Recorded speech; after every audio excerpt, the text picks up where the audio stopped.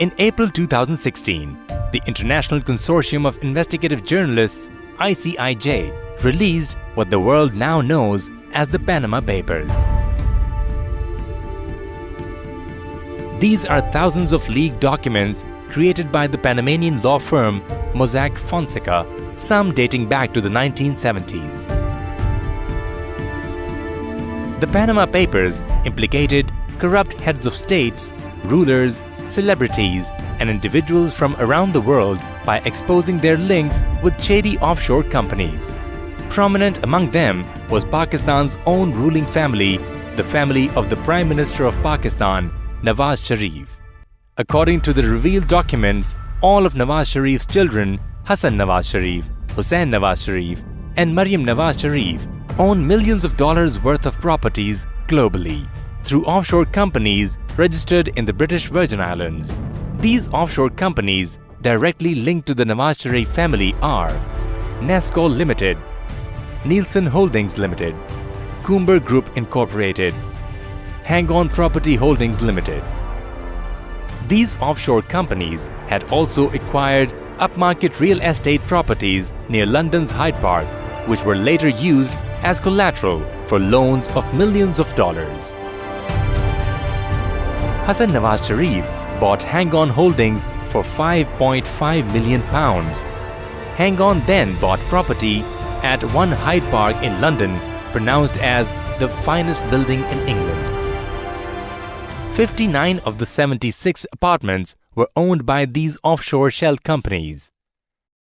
The Prime Minister's son, Hassan Nawaz Sharif, also listed the Park Avenue address for an additional 6 companies registered in the UK, of which he is a director.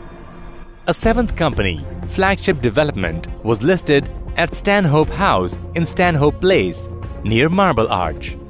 On the whole, the Panama Papers prove that the Nawaz Sharif family has been engaged in corrupt practices, tax evasion, money laundering, and shady global transactions since the late 80s, or the time period when Sharif first came into power as the Chief Minister of Punjab. Yet, the Panama Papers only provide undeniable proofs of what has been widely known in Pakistan and around the world for many years.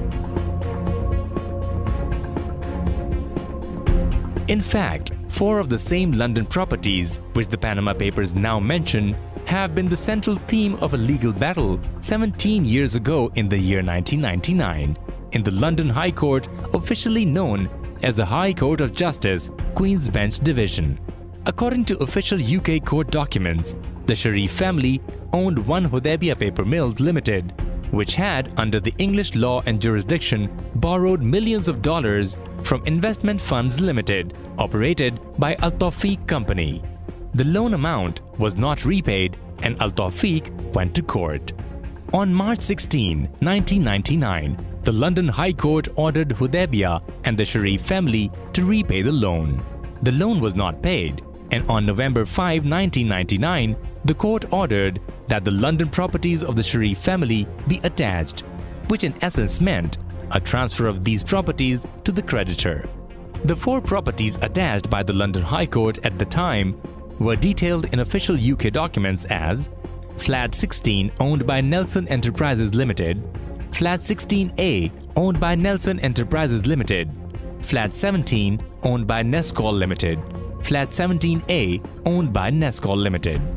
All 4 flats, situated at Evanfield House, 117 and 128 Park Lane, London, were returned to the Sharif family after the loan was settled later on.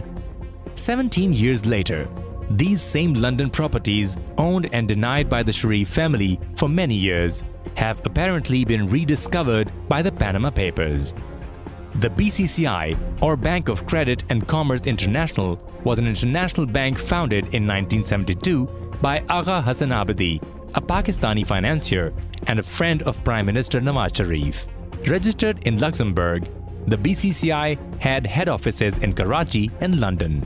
A decade after opening, BCCI had over 400 branches in 78 countries and assets in excess of $20 billion, making it the 7th largest private bank in the world. In the 1980s, the BCCI came under the scrutiny of financial regulators and intelligence agencies worldwide, and investigations revealed that the bank was involved in massive money laundering and financial crimes.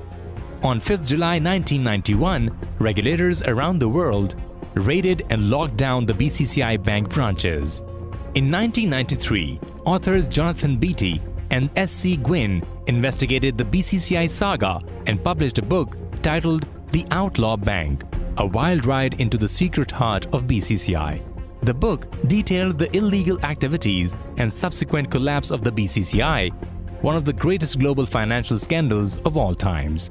On page 283, the investigative book reveals the BCCI bank soon found ways to profit from Bhutto's determination to create a socialist economy. BCCI quickly became a main conduit of capital flight, ushering hundreds of millions of dollars out of Pakistan as the affluent class, the industrialists and entrepreneurs sought safer havens for their money. BCCI, with new offices on Leadenhall Street in London as well as in Abu Dhabi, was also able to help influential Pakistanis who wanted to go into business abroad after having their enterprises seized by Bhutto. One such was Nawaz Sharif, the current Prime Minister of Pakistan, whose family's holdings, including a steel plant, were seized by Bhutto.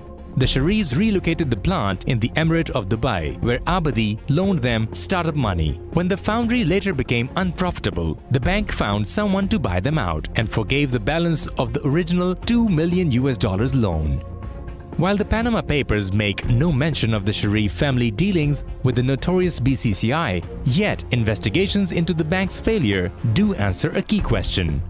The BCCI bank appears to be one of the many tools used by the Sharifs to transfer money and build businesses and assets abroad. Yet, to be the Prime Minister of Pakistan and be listed for corruption, embezzlement and money laundering by esteemed global financial institutions like the World Bank and the UNODC is even more embarrassing. The Stolen Asset Recovery Initiative (STAR) is a global partnership between the World Bank and the United Nations Office on Drugs and Crime (UNODC) that supports international efforts to end safe havens for corrupt funds worldwide. For many years, the World Bank's Stolen Asset Recovery Initiative has listed Prime Minister Nawaz Sharif for embezzlement and money laundering dating back to 1990 under Article 17 and Article 23 of the United Nations Convention Against Corruption (UNCAC). The corporate vehicles used for the alleged crimes are listed as Nescol, Nielsen, Shamrock and Chandron Jersey Private Limited. For many years, the global media too has been reporting on the corruption and money laundering by the Sharif family. In October 1998, one of the most prestigious daily of the UK, The Independent, carried a headline story that made waves around the world. According to the Daily Independent, a British family had become embroiled in the scandal surrounding the Prime Minister of Pakistan, Nawaz Sharif, over multi-million-pound corruption allegations. Inquiries by The Independent established that bank accounts containing £5 million were set up in the names of 3 members of the family from Ilford, Essex. These deposits were used to raise millions of pounds in loans, which were channeled into Sharif family-owned offshore businesses. The money was laundered through fictitious bank accounts using family business interests and siphoned into offshore accounts. Years earlier, the British Broadcasting Corporation, in its documentary titled From Pakistan to Park Lane, had also comprehensively uncovered the corrupt and shady ways in which millions of dollars were transferred from Pakistan to the UK by the Sharif family during early 90s. The corruption, money laundering, tax evasion and deceptive practices of the Nawaz Sharif family have also been subject of other books. Raymond W. Baker, an American businessman, scholar, author, and authority on financial crime, Raymond Baker published his book Capitalism's Achilles Heel: Dirty Money and How to Renew the Free Market System in 2005. The book highlights in detail Nawaz Sharif's corruption, money laundering, and his offshore companies and assets, and many of the allegations in the book have now been re-uncovered by the Panama Papers.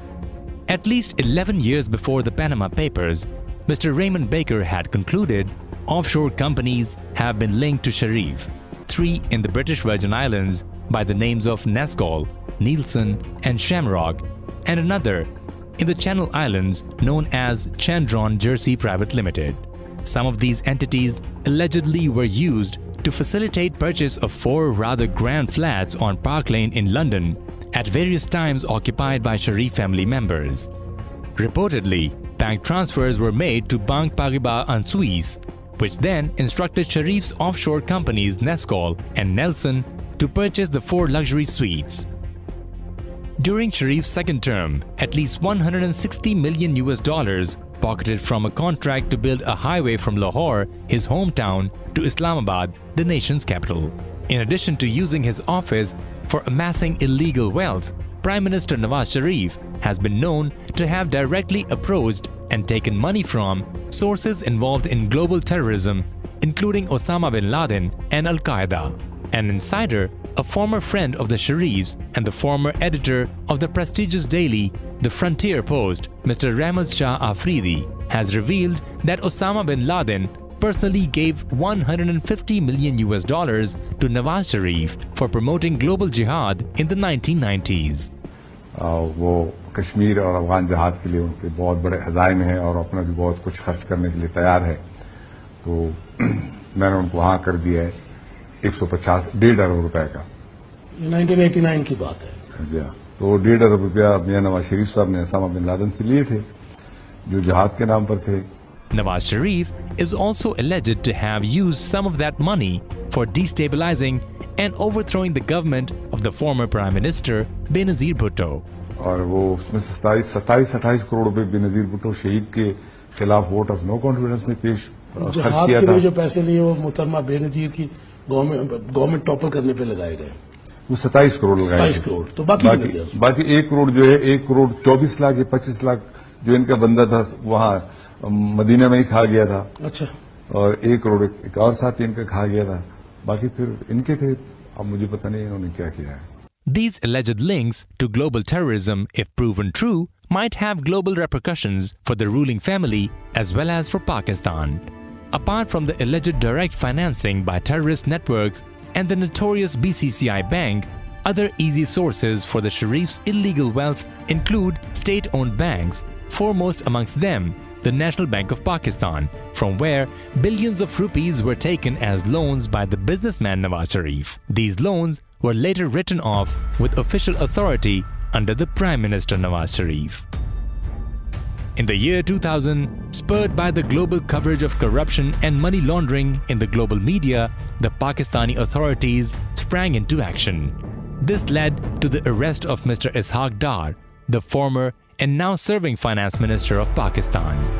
According to Daily Dawn, Senator Ishaq Dar gave a written statement to a magistrate on April 25, 2000, stating that Sharif brothers used the Hudaybiyah paper mills as cover for money laundering during the late 1990s.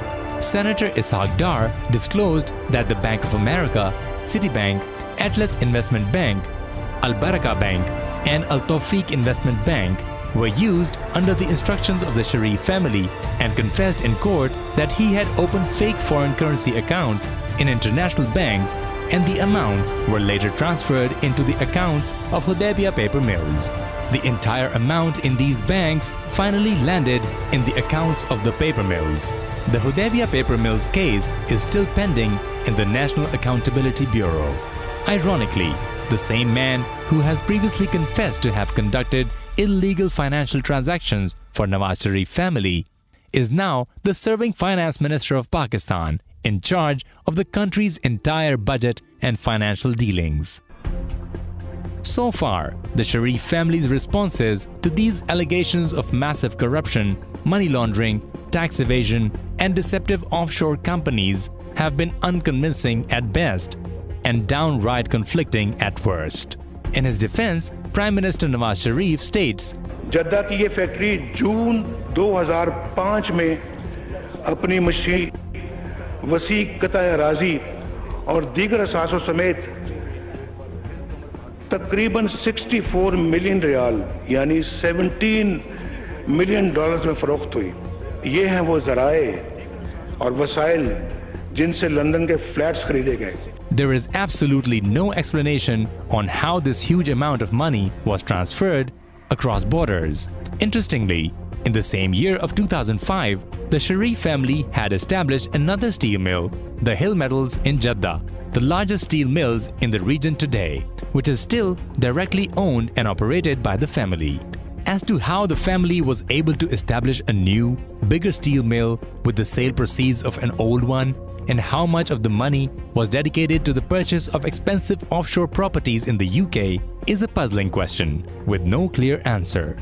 Mr. Nawaz Sharif's son, Hussain Nawaz Sharif, has been as unconvincing in his public statements as his father. साहब ये ICIJ की report कहती है कि daughter Maryam Safdar was the owner of British Virgin Islands based firms Nelson Enterprises Limited and Nesco Limited incorporated in 1993 and 1994। देखिए, मैं आपको एक अर्ज करता हूँ कि आज अगर मैं जो है अपना लेट से बिल फर्ज महाल जो है ना एक जनरल इलेक्ट्रिक को मिसाल के तौर पर मैं खरीद लेता हूँ और वो जो है ना आज से जो है ना 100-150 साल पहले की जो है ना अपना इनकॉर्पोरेटेड है, तो इसका मतलब तो यही है ना जी कि अपना मैंने एक ऐसी कंपनी का जो 150 साल पहले इनकॉर्पोरेटेड थी उसे खरीद लिया है। अब इसका मतलब ये तो नहीं है कि जो ना आइंस्टाइन की जो ना सॉरी जो अपना जो साइंसदान उनकी बजाय जो ना मैंने उसको बनाया। मतलब 1993-1994 में बनी होगी, मगर आप लोगों ने बाद में खरीदी। जो इनकॉर्पोरेट है उस वक्त, ये आप लोगों ने उस वक्त नहीं इसको बनाया 1993-94। आप ये कह रहे हैं? आपको यही अर्ज किया है कि ये कंपनी जो है उन प्रॉपर्टीज को जो है ना ये होल्ड कर रही थी कि जो पार्क लेन पे सिचुएटेड है, ठीक है जी। और बात यह है कि हमने इसके शेयर्स एक्वायर किए। This is the way to do business. Mr. Hassan Nawaz Sharif had declared the now family-owned properties in the UK as properties on rent, for which regular rent was being paid by the Nawaz Sharif's family through international money transfers. Your father has been accused of money laundering, more than $100 million apparently laundered through a network of UK trusts, Swiss accounts, offshore tax havens. What do you say to that? Well, you can lock up a person for the last 3 weeks and you can blame him for not $100 million to $200 million. I mean, you'll be aware, for instance, that the flat that you're living in at the moment in Mayfair was actually named in the Pakistani paper, The News, last year as one of 4 which was illegally bought by your father through various Swiss and offshore companies. Well, these are things which, you know, comes up every time there is a crisis in Pakistan. These are not new. Why don't people who are actually blaming us for that go to the courts and prove it? But do you know who owns the flat that you're living in? Well, that is not the question right now. Why not? But it's the question I'm asking you. Do you know who owns the flat? Well, it's on a rent. I'm living on a rent basis which comes from every quarter from Pakistan. You're renting it personally, or the money comes from Pakistan? The money comes from Pakistan. Do you know who owns the flat that you live in? Well, actually, I'm not the right person to. But you live there. So it doesn't matter. Don't you know who it's rented from?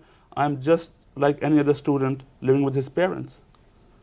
I doesn't necessarily has to know about what the facts and who owns the flat and who pays for the rents and who pays for my living. But would it interest you to know that the flat is apparently owned by 2 offshore companies called Nielsen Enterprises Limited and Nesco Limited, both registered in the British Virgin Islands and managed by a company in Switzerland? I've got nothing to say about it. I'm absolutely ignorant.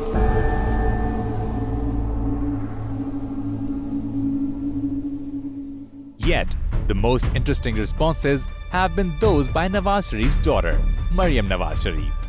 मेरी central London में properties तो दूर की बात है, मेरी पाकिस्तान में भी कोई प्रॉपर्टी नहीं है। मैं अपने वालिद के साथ रहती हूँ और मुझे समझ नहीं आई कि मेरी और मेरी वालदा की और बहन भाइयों की प्रॉपर्टीज ये कहाँ से निकाल के ले आए हैं। तो अल्हम्दुलिल्लाह वो जो 3 प्रॉपर्टीज जो है ना मैंने ली, वो जो है ना आज जो है ना अल्हम्दुलिल्लाह आज भी जो है ना है वो प्रॉपर्टीज जो है ना हमारे पास। और ये बात है 2006 वो तकरीबन मेरा हसन ने इस वक्त 90 की मिडिल में वहां पे गया था, 15-16 साल चला। 1960s में मॉर्टगेज के जरिए वो प्रॉपर्टीज खरीदी गई थी और वो 90s में जाके मैच्योर हुई है।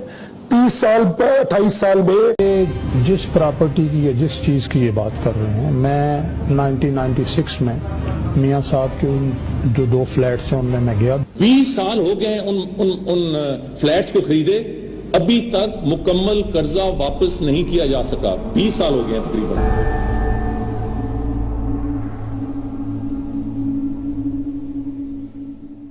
The Sharif's family individual responses in the Supreme Court of Pakistan so far have also been half-hearted and elusive, leaving many questions unanswered. The key questions today remain: will Nawaz Sharif and his family ever provide a detailed and honest account of all the offshore companies and assets owned by the family, with complete ownership and financial record? The Sharif family admits to have purchased the offshore properties only in 2006. How was the family able to reside in the same properties back in the 1990s? How did the London High Court attach those same properties as properties of the Sharif family many years earlier in the family's litigation with Al Tawfiq? The Sharif family claims to have never transferred money abroad. Nawaz Sharif had known links with the BCCI Bank, which is known to have transferred massive amounts of money abroad illegally from Pakistan. Will the Prime Minister care to explain his relationship with the BCCI and Agha Hassan Abidi? How and why did the BCCI Bank write off $2 million owed by the Sharif family? Is money from the BCCI loan in any way connected to later businesses in the Middle East, including the foundation of Azizia Steel Mills, which Nawaz Sharif claims to be the only source of funds for all other offshore companies, properties and assets? In his defense, Prime Minister Nawaz Sharif also claims that in 2005, his family sold off the Azizia Steel Mills in Jeddah for $17 million to buy properties in London. Interestingly, in the same year of 2005, the Sharif family had established another steel mill, the Hill Metals in Jeddah, which is today the largest steel mills in the region, directly owned and operated by his family. How much money was sent to London to buy millions of dollars worth of offshore properties? When and how was the money sent? How much money was invested in an even bigger steel mill within Jeddah? The Sharif family has ruled Pakistan for more than 2 decades. How did the Sharif family collectively and individually fail to declare their millions of dollars worth of offshore businesses, properties and assets for so many years? Why is the Prime Minister and his family being so contradictory and elusive in their public and court responses even today? In the coming days and weeks, the Pakistani nation has to face up to this historic challenge and find answers to questions so vital for its survival and functioning as a state. Can Pakistan allow corruption at the highest levels to rule with impunity, which ultimately translates into corruption everywhere else and the destruction of the moral fiber of the society and the nation? Or will the Pakistani society seize this opportunity to hold its ruling elite accountable, no matter how powerful they are and no matter how deceptive and elusive they try to be? Today, Pakistan has a historic opportunity at redemption. It's now or never.